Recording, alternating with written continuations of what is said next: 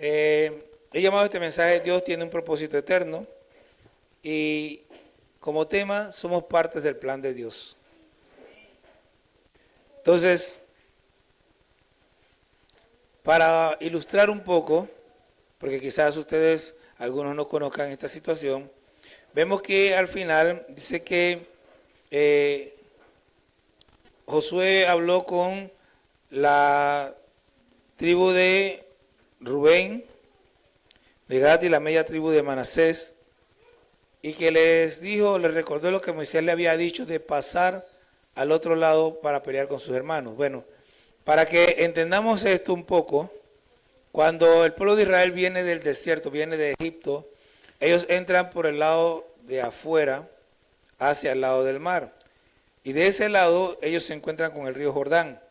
Y en ese lado ellos tuvieron batalla con unos reyes que estaban de ese lado y los vencen. Entonces la tribu de Gad, la tribu de Rubén y la media tribu de Manasés le piden a Moisés que le dé herencia de ese lado.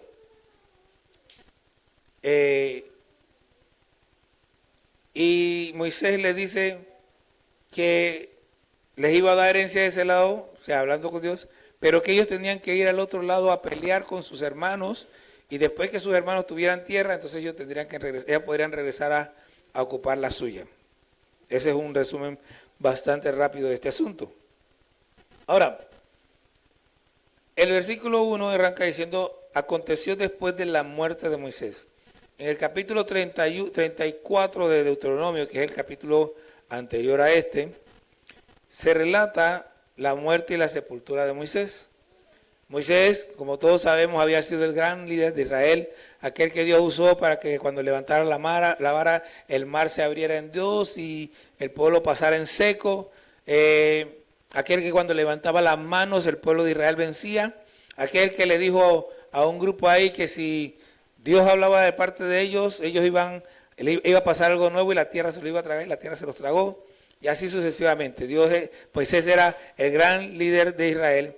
Así que a Josué le toca ser el sucesor de Moisés. Ahora, tratemos de pensar cómo se debe sentir una persona que tiene que ocupar una silla tan grande. Entonces, empieza diciendo, aconteció después de la muerte de Moisés, siervo de Jehová, que Jehová habló a Josué, hijo de Nun, servidor de Moisés, diciendo. Entonces,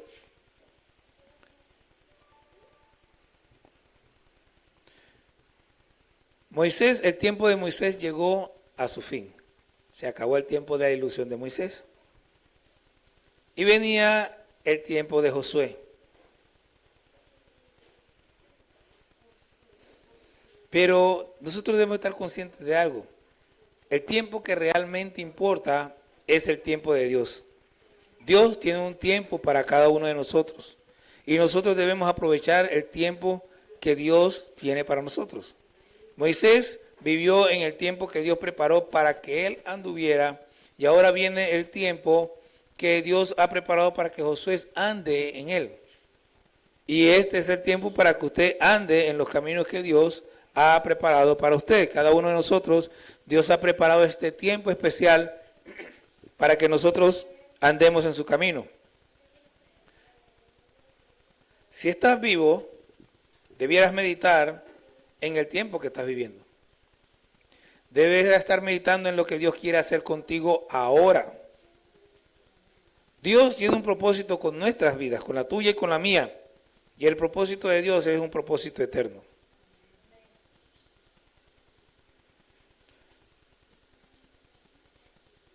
Si lo quiero decir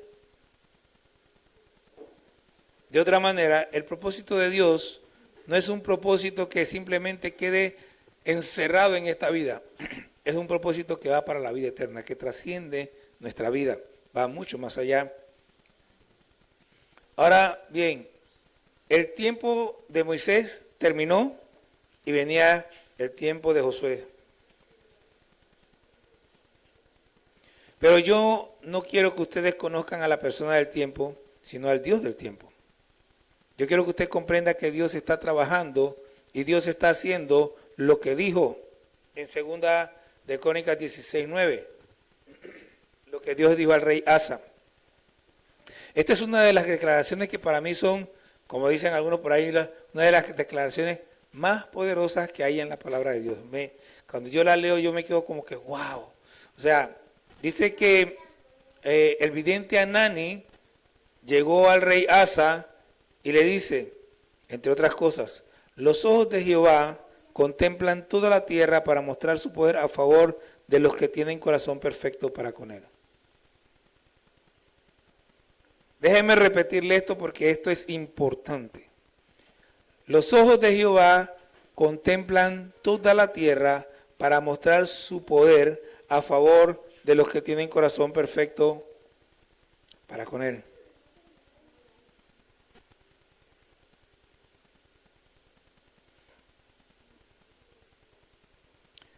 Yo creo que como usted, yo espero que usted como miembro de esta iglesia,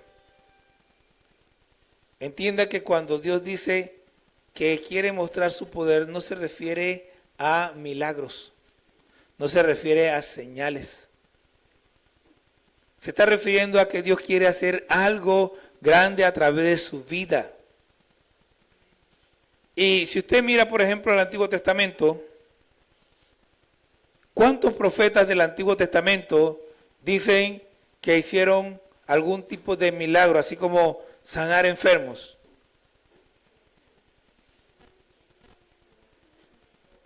Solamente dos, Isaías y Eliseo. Los demás, Elías y Eliseo. Los demás predicaron la palabra del Señor, pero no hubo grandes señales. Una que otra por aquí, una por aquí, otra por allá, pero no hubo grandes señales. Porque ¿qué es lo importante? Lo importante es que se cumpla la voluntad de Dios. Cuando Dios quiere mostrar su poder, siempre es en favor del propósito que Dios tiene para tu vida y para la mía. Y el propósito de Dios es eterno. Es para la salvación eterna de tu vecino, de tu compañero de tu trabajo, de tu compañero de escuela, de tu amigo, de tu papá, de tu mamá. Dios lo que está buscando es lo de la eternidad, no lo que es temporal, sino lo de la eternidad.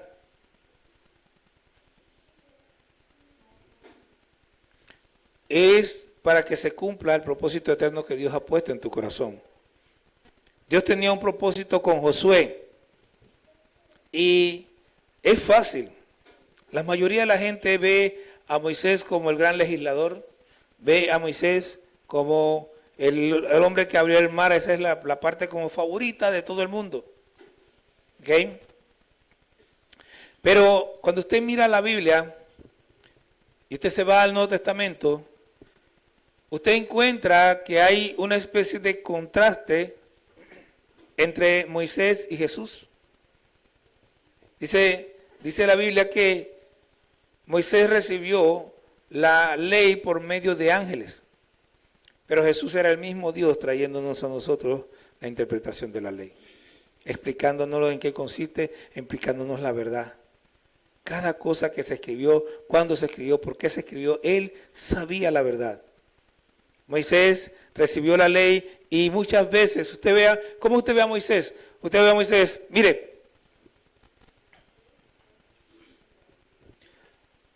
Moisés escribe en la ley que los israelitas tenían que guardar el sábado, que no podían trabajar. ¿Ok? Bien.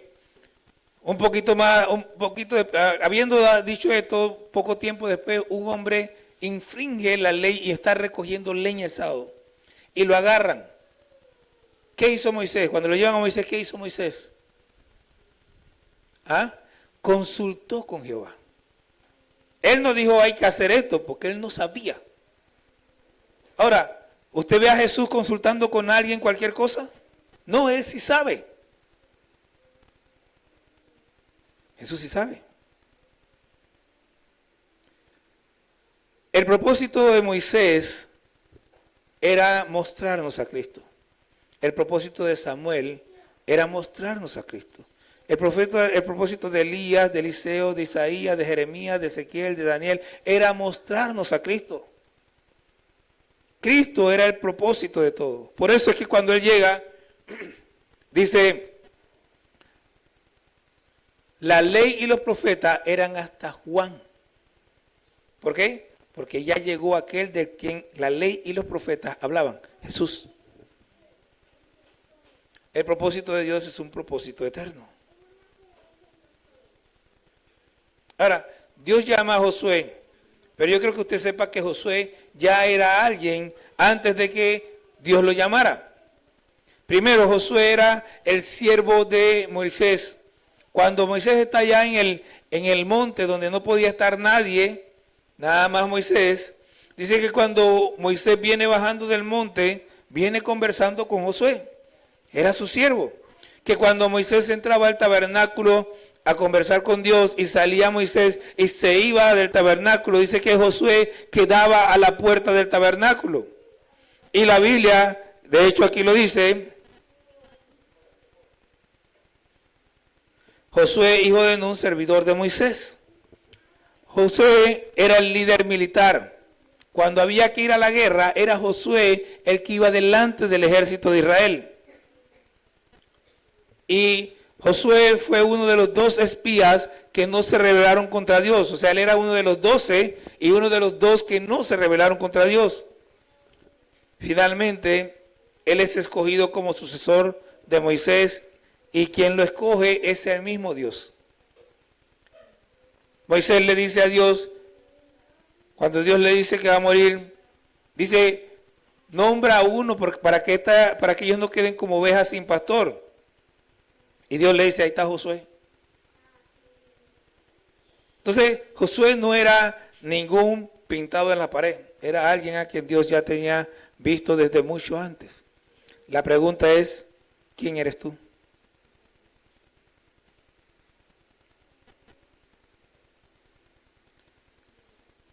Cuando Moisés muere, entonces Josué toma el liderazgo del pueblo. Y él es el sucesor de Moisés. Se convierte en el líder de Israel y Dios, ya a Moisés le había dado el liderazgo, había puesto su mano sobre él delante de todo el pueblo y les había dicho que él iba a ser su sucesor. Entonces, cuando Moisés muere, Dios habla con Josué. ¿Cómo le habló? No sabemos, porque dice la Biblia que al único que Dios le habló cara a cara fue a Moisés, así que definitivamente no fue cara a cara. Josué escuchó la voz de Dios, ¿cómo? No lo sabemos porque aquí no lo dice. Pero dice, mi siervo Moisés ha muerto. Ahora, pues levántate y pasa este Jordán tú y todo este pueblo a la tierra que yo les doy a los hijos de Israel. Ahora déjeme explicarles lo que yo veo aquí. Josué no estaba acostado. Josué tampoco estaba sentado. Cuando le dice levántate empieza a moverte. Josué lo más seguro es que estaba como le pasaría a cualquier persona. ¿Y ahora qué hago? Moisés se fue, pero ¿yo por dónde empiezo? ¿Hacia dónde voy? ¿Qué me toca hacer ahora? Y Dios le dice, no, párate y que empieza a caminar. Y una de las cosas que nosotros debemos comprender es que si nosotros tenemos un llamado claro de Dios, generalmente el que tiene un llamado claro de Dios no sabe lo que va a hacer. ¿Cuál es nuestra tarea? Empezar a caminar.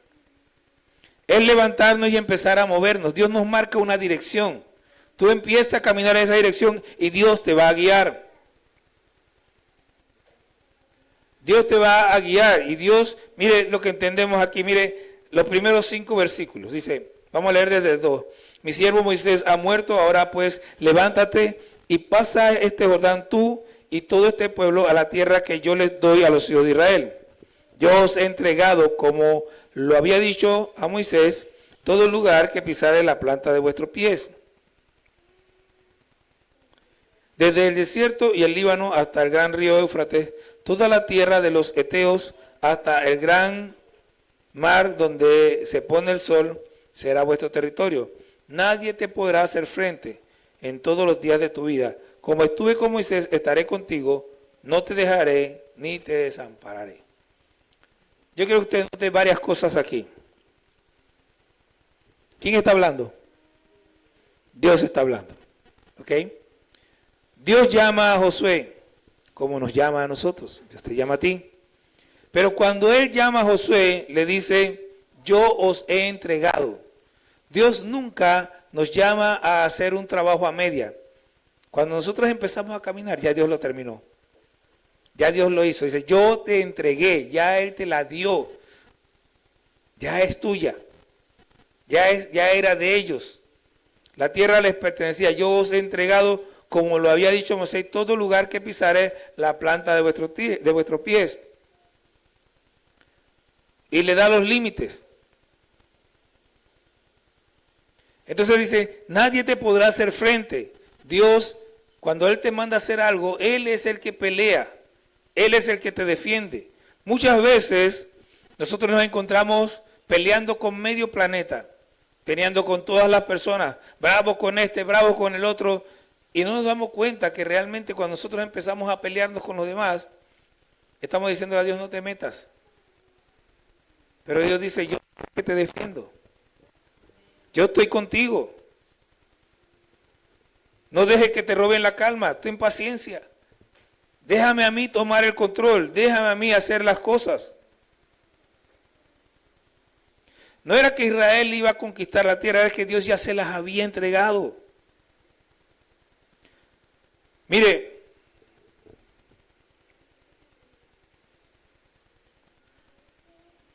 en el versículo 2 dice, levántate tú y todo este pueblo a la tierra que yo les doy.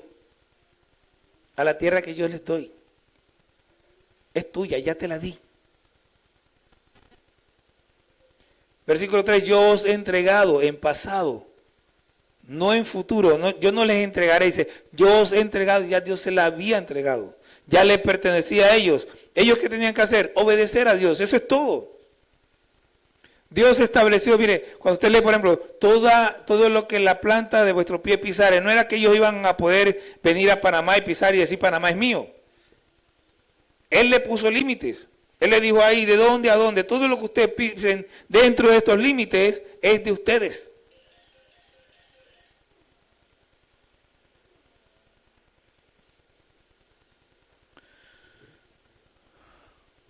La presencia de Dios es crucial para la conquista. Para eso acabo de hablar de la escuelita bíblica de vacaciones. Y cuando ella empezó a hablar de la escuelita bíblica de vacaciones, yo me transporté a las primeras escuelitas bíblicas de vacaciones. Este año es el 13º año que hacemos escuelitas bíblicas de vacaciones. Y me transporté al tiempo en que Irving nos puso a nuestra disposición su amigo móvil. Quizás ustedes no lo saben, pero una vez casi me caigo en la zanja ahí cerca de la iglesia bautista porque venía con una persona al lado que no se había puesto el cinturón y por tal, cuando me doy cuenta estaba metido en la zanja y corté. Una vez el amigo móvil se estancó ahí también. Íbamos hasta allá, hasta Santa Clara. Llegamos a tener 88 niños aquí, como con 4 personas para atenderlos, 5 o 6 personas para atender 88 niños. Y me quedé pensando, viene la escuelita bíblica de vacaciones. La pregunta es, ¿cuántos de nosotros entendemos por qué estamos aquí? Nosotros estamos aquí por esos niños. Nosotros estamos aquí por los jóvenes que todavía no conocen a Dios. Nosotros estamos aquí por los adultos que viven como les da la gana. Que van a vivir toda su vida, algunos de ellos, en la ilusión y van a morir en esa ilusión. Estamos aquí para que ellos entiendan que la verdad es Dios, que si ellos no están en Dios están viviendo una mentira y que cuando se despierten ya va a ser tarde.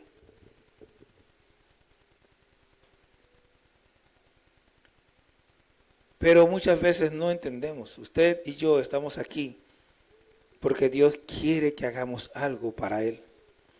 Y no está hablando de ilusión, no está hablando de cosas temporales. Lo que Dios quiere que hagamos nosotros son cosas eternas. Y la única cosa eterna que nosotros podemos hacer es Cristo, tenerlo en nosotros y transmitirlo a otros por medio del Evangelio. No hay otra cosa distinta. Yo no sé si usted lo sabe, pero esta escena, esto de que Josué introduce, usted no tiene idea, pero Josué es un símbolo de Cristo. Así como Josué fue utilizado por Dios para introducir al pueblo de Israel a la tierra prometida, así mismo Cristo está siendo usado por Dios para introducirnos a nosotros al cielo. Por eso es que allá en el libro de Hebreos dice que cuando oigas su voz, no seas rebelde, no provoques a Dios como el tiempo la provocó, como hicieron los pueblos de Israel. Porque nosotros en este momento estamos en el desierto. Pero Cristo va a venir en algún momento para llevarnos a nosotros a nuestro hogar real. Dios establece condiciones para que nosotros seamos exitosos. Y de eso hemos estado hablando. Las condiciones son el agua limpia. Sin agua limpia a usted no le va a ir bien. El Señor le dice a Josué, esfuérzate y sé valiente, porque tú repartirás a este pueblo por heredad la tierra de la cual juré a sus padres que la daría a ellos. Y cuando leemos el versículo 6, Josué tiene que ser un hombre bravo, que pelee, que luche, que eche para adelante, para atrás, y que nunca retroceda. Pero Dios no está hablando de eso. Ciertamente debemos esforzarnos y ser valientes, pero Dios no está hablando de eso. Porque usted puede ser valiente y esforzado en cosas temporales. Pero la mirada de Dios siempre está en las cosas eternas. Dios siempre tiene su mirada en lo que permanece. Y nosotros tenemos que quitar la mirada de las cosas temporales para empezar a ponerla en las cosas eternas. Dios le insiste, le remarca, le reafirma, le refuerza, le empuja, le dice una y otra vez a Josué, solamente esfuérzate y sé muy valiente para cuidar de hacer conforme a toda la ley que mi siervo Moisés te mandó. No te apartes de ella ni a diestra ni a siniestra, para que seas prosperado en todas las cosas que emprendas. Esfuérzate y sé muy valiente para cuidar de hacer conforme a toda la ley. Déjeme decirle que hay una diferencia muy grande entre esforzarme y ser valiente a secas y esforzarme y ser valiente para obedecer la ley. Yo puedo ser valiente y pelear contra otros. Eso, aunque no es fácil, es más fácil que ser valiente y pelear contra mí mismo. La ley es contraria a mis deseos. La ley de Dios realmente es algo que la carne no quiere hacer. Y llega el momento en que nosotros decimos, y queremos retroceder. Y Dios dice, esfuérzate y sé valiente.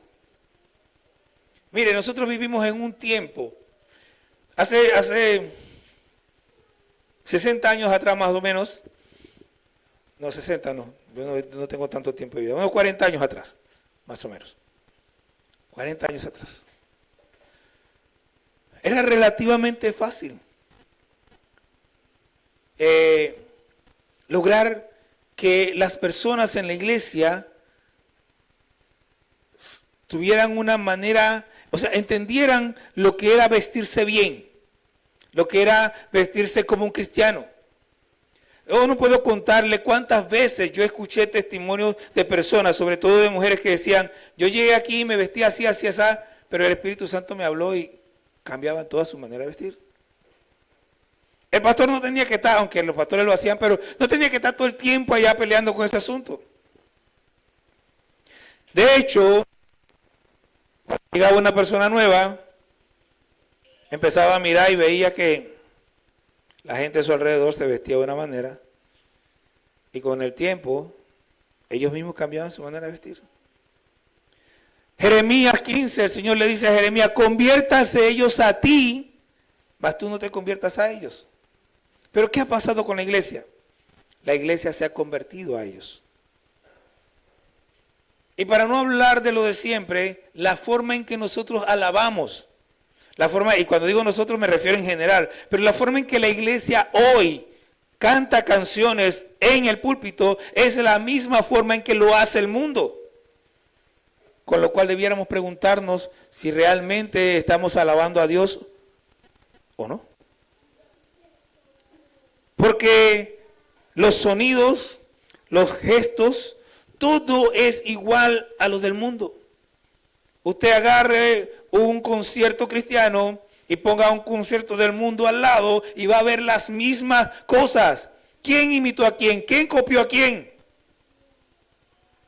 Pero es muy difícil, cuando yo veo que todo el mundo hace lo mismo, es muy difícil que yo diga que, bueno, es que aquí me dice otra cosa. Y mantenerme firme en lo que dice aquí, pelear contra mi carne, que quiere hacer lo que hace todo el mundo, no es fácil. Y Dios dice, esfuérzate y sé valiente para cuidar de hacer conforme a toda la ley. Ahora, pastor, usted es un legalista. Pero si Jesús dijo, yo no he venido a abrogar la ley, la vine a cumplir. Algunas personas no tienen ni idea de lo que es ser legalista. Yo soy un legalista cuando estoy señalando a la gente por cosas que Dios no manda hacer, por mi propia interpretación de la ley. Pero cuando yo aconsejo a la gente que obedezca la ley, yo no soy legalista, soy un siervo de Dios.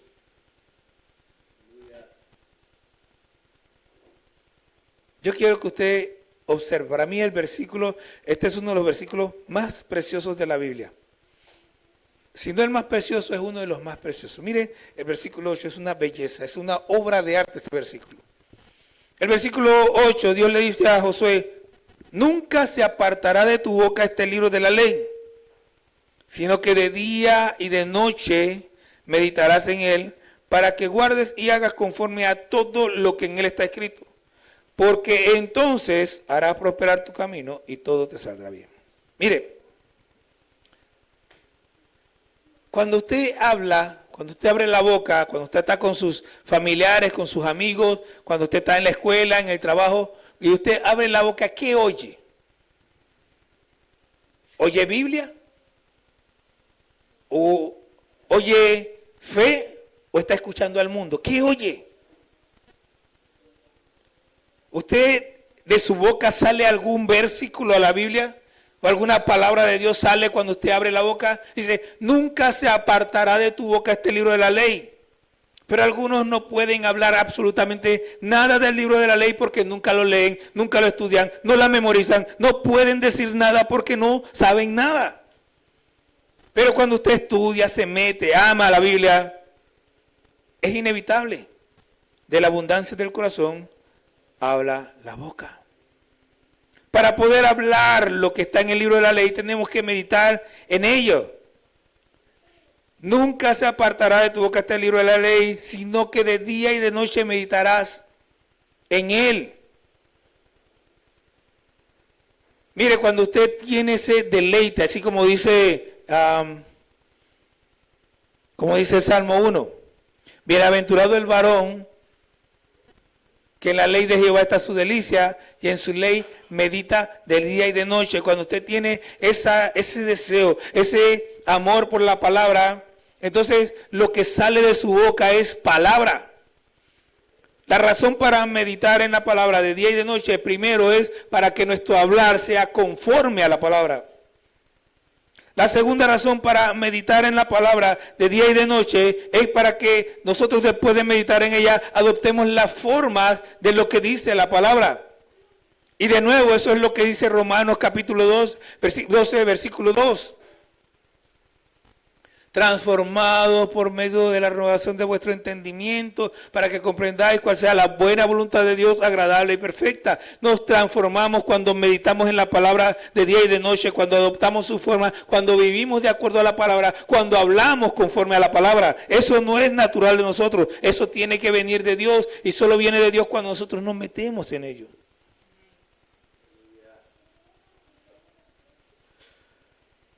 Nosotros debemos entender algo. Cuando nosotros estamos llenos de la palabra, estamos llenos de Dios. El versículo 9 dice, mira que te mando que te esfuerces y seas valiente. No temas ni desmayes, porque Jehová tu Dios estará contigo en donde quiera que vayas. Cuando usted realmente medita en la palabra, cuando usted ama la palabra, cuando usted habla la palabra, cuando usted vive la palabra, Dios está contigo. Y tu confianza, mi confianza, nuestra confianza es Dios. Nosotros venimos aquí porque confiamos en Dios. Vamos allá porque confiamos a Dios. Hacemos esto porque confiamos a Dios. No hacemos lo otro porque confiamos en Dios. Es Dios lo que sostiene nuestro andar, nuestro caminar. Dios se convierte en todo para nosotros.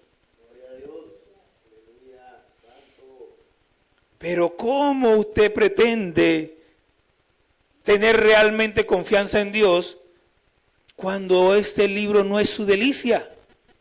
Cuando no conoce a Dios, cuando no entiende quién es Dios, cuando no sabe que Dios está con usted, cuando usted no comprende y no tiene la fe de que el Señor no miente y que Él dijo que estaría con nosotros todos los días hasta el fin del mundo. Amén.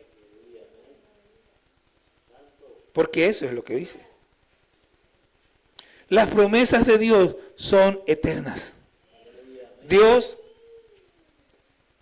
perdonen la expresión, pero Dios no habla tonterías. Dios no habla por hablar. Dios no dice algo así porque como que, ay, se me escapó. No.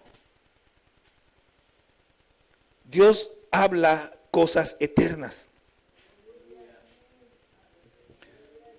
Dios le dice a Israel que Él conquistaría la tierra y que la tierra sería suya. Ahora yo no sé si usted sabe, lo más seguro es que no sabe, pero si usted busca un mapa, hay un mapa que dice reino de Saúl, reino de David, reino de Salomón. Y cuando usted busca ese mapa donde están todos estos reinos y usted ve el reino de Salomón y viene aquí y lee los límites que Dios estableció, se va a dar cuenta que desde el río Éufrates hasta el gran mar era de Israel. Y que desde el desierto hasta donde dice allá los montes estos, era de Israel. Dios le dio a ellos, ellos llegaron a tener todo lo que Dios les dijo que iba a ser de ellos. Pero Dios le dice que va a volver a ser de ellos. Nuestra condición no es muy diferente. Igual que Josué, usted y yo tenemos que esforzarnos y ser valientes para obedecer todo lo que dice la palabra. Porque nos vamos a encontrar que nuestro mundo alrededor, nuestro mundo cristiano se contamina y que la gente hace cosas que no agradan a Dios y nosotros ¿qué vamos a hacer? ¿Aplaudir? No. Nosotros vamos a decir, yo no voy por ese camino porque no agrada a Dios. Como Josué, tenemos que ser obedientes al mandato de levantarnos. Iglesia, tenemos que levantarnos. Este pueblo no va a conocer a Dios como por arte de magia. Hace falta alguien que entienda y se levante y camine y camine y camine y se muera caminando. El único sacrificio que vale es el de Cristo. Ahora, ¿pero por qué me dice eso? Porque nosotros también sacrificamos. Porque para que llegue el Evangelio a ciertos lugares, ha tenido alguien que morir primero. Y no me refiero a Cristo. Misioneros, hombres de Dios que han muerto antes, han derramado su sangre. Y producto de esa sangre, la gente de ese lugar ha sido salva. Allá en Ecuador había una tribu que le tenía mucho miedo al hombre blanco. Y 4 hombres blancos se atrevieron a acercarse en un avión y cuando fueron recibidos llegaron y se estacionaron y empezaron a hacer contactos. Y cuando estaban haciendo contactos que creían que ya habían alcanzado, los mataron. Pero después que ellos murieron, la hermana y la esposa de uno de ellos y la esposa del otro lograron llegar hasta esa tribu. Y esa tribu hasta hoy pertenece a Cristo. El hijo de uno de ellos todavía está ya metido predicando el evangelio, trabajando con ellos. Esa gente está sirviendo a Cristo. ¿Por qué? Porque 4 murieron primero. Nadie quiere morir. Yo no quiero morir. Yo sí quiero morir, pero cuando termine la hora que el Señor me llamó a hacer. Yo sí quiero morir, pero sirviendo a Dios. Es como esa película de que, bueno, se llama Believe en inglés, cree en español. Que hay un hombre que va llevando una cruz por la calle y predicando el evangelio. El hombre no estaba loco, pero él sabía, y se encuentra con unos maleantes. Y uno de los maleantes le pone una pistola en la cabeza y él ni siquiera se inmuta. ¿No tienes miedo de morirse? No, yo estoy listo. ¿Y tú? Solo que no me quiero venir por un balazo, pero yo estoy listo. ¿Usted está listo? Yo estoy listo cuando Dios diga. La gente se aferra a este mundo de nada, a este mundo de fantasía. Aférrese a Dios. Igual que Josué, nosotros tenemos que hablar en términos bíblicos.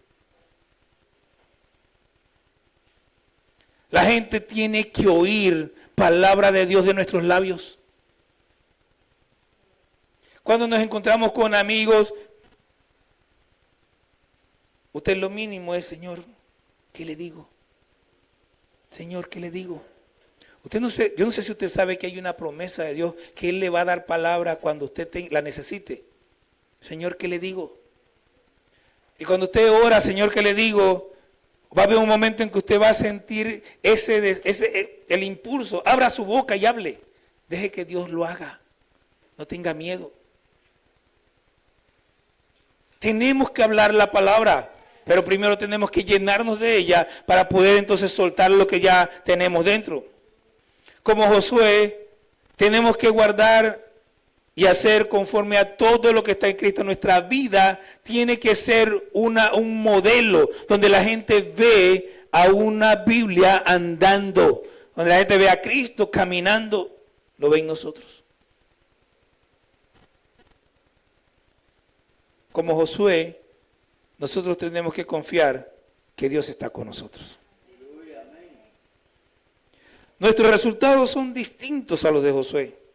Ellos conquistaron una tierra material, terrenal, algo que era para aquí, y por cierto también lo perdieron.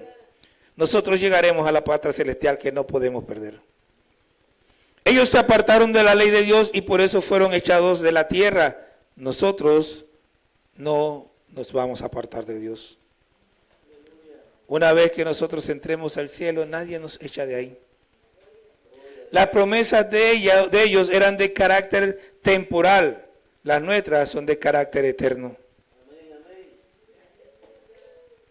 Nosotros siempre estamos diciendo, Dios tiene un propósito para tu vida, y es cierto, a medias. Cuando decimos esto, generalmente pensamos en cosas que desde nuestro punto de vista son buenas, pero en ocasiones el propósito de Dios para nuestra vida requiere un gran esfuerzo y ahí es donde nos quedamos cortos. Dios tiene un propósito para tu vida y a veces el propósito de Dios es que tú mueras para que otro viva. Pero no, cuando pensamos que Dios tiene un propósito, algunos piensan, yo voy a ser un gran pastor, yo voy a ser un gran misionero. Sí, un gran misionero, muchos de ellos mueren en el campo. ¿Quieres ser un gran misionero? ¿Quieres ser un gran pastor? ¿Quieres ser un gran siervo de Dios? Algunos quieren ser un gran intercesor, pero les cuesta pararse a orar en la mañana. Me da sueño, pastor. Entonces quédate en tu cama. Tú no puedes ser intercesor. Lo que no entienden es que la mayoría de los intercesores pasaron por lo mismo. Muchos de ellos no se podían parar en la mañana y dijeron, yo quiero ser un intercesor. Se esforzaron, fueron valientes, se pararon, vencieron al sueño y hoy son intercesores. Pero es que usted no sabe, yo no tengo que saber nada.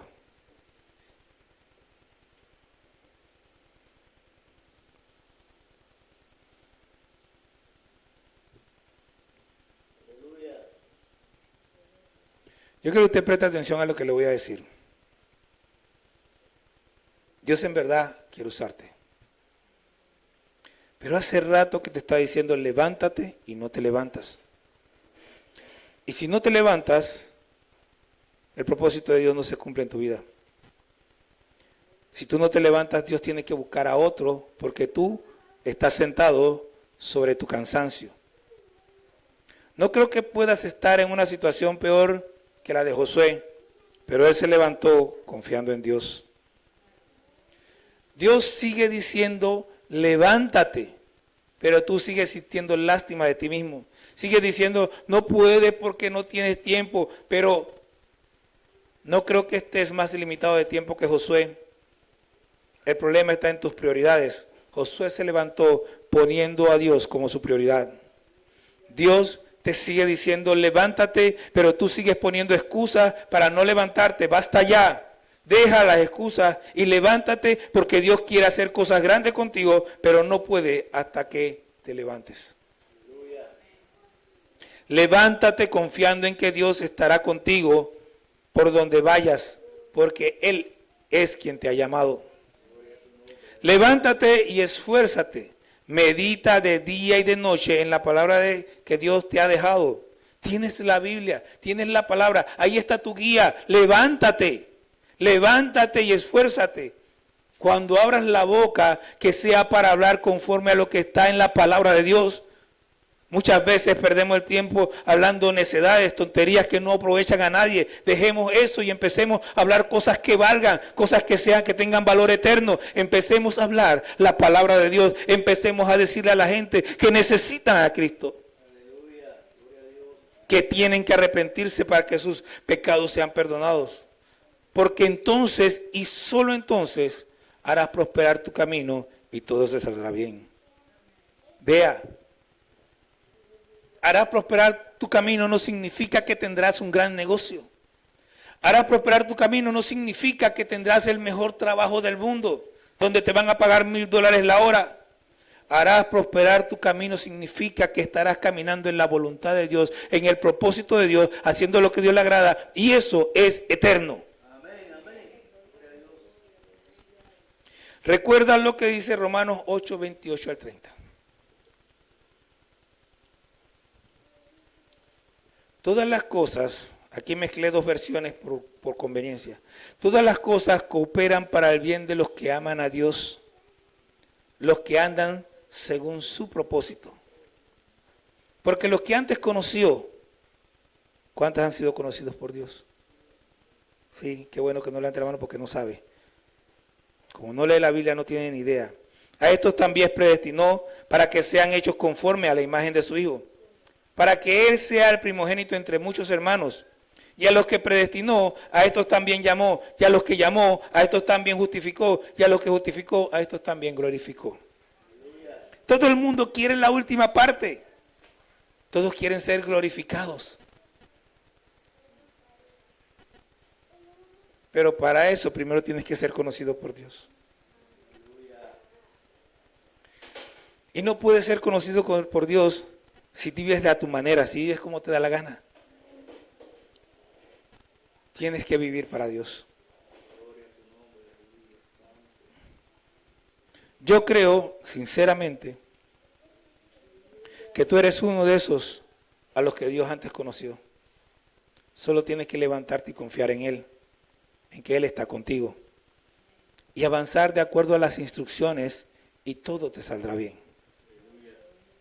Porque Dios tiene una tarea de carácter eterno. A Dios no le interesa lo que nosotros llamamos bendición. A Dios no le interesa lo que nosotros llamamos prosperidad. Nosotros queremos bendiciones para ahora. Dios quiere darte bendiciones eternas. Nosotros queremos las cosas que pasan, que son temporales, que dice la Biblia que son como niebla, que en este momento están y al ratito ya no están, que cuando sale el sol se disipan. Déjeme explicarle por qué yo le digo que esta vida es una ilusión. La Biblia dice que nuestra vida es como la niebla. Ahora, ¿usted sabe cuándo se disipa la niebla? La niebla se disipa cuando sale el sol. Dios es el sol. Cuando el sol pega con fuerza, su vida se desvanece. No queda nada de ella y solo queda Cristo. Si Cristo ilumina su corazón, si Cristo llena su vida, todo lo que usted queda en nada y solo queda Cristo. Su vida es como una niebla. Pero su vida es como una niebla porque, como dice la Biblia, ¿qué vamos a vivir? Bueno, ya el hermano Dionisio tiene 84, así que ya está viviendo tiempo extra. La hermana Porfía ya está en el límite y va para el otro, va para arriba. No, ya, tiene 81. Y ya está en el otro nivel. Ya están viviendo tiempo extra los dos. Pero ¿cuánto vamos a vivir? Mi abuela vivió 102. Mi tío Chico vivió 104. Por ahí hay una señora que dicen que tiene 125. ¿Qué es eso comparado con la eternidad? Es nada. Es menos que un granito de arena en la playa. Y nosotros estamos tan preocupados por ese granito de arena que nos vamos a perder la eternidad. Levante su mirada. Enfóquese en lo que realmente importa.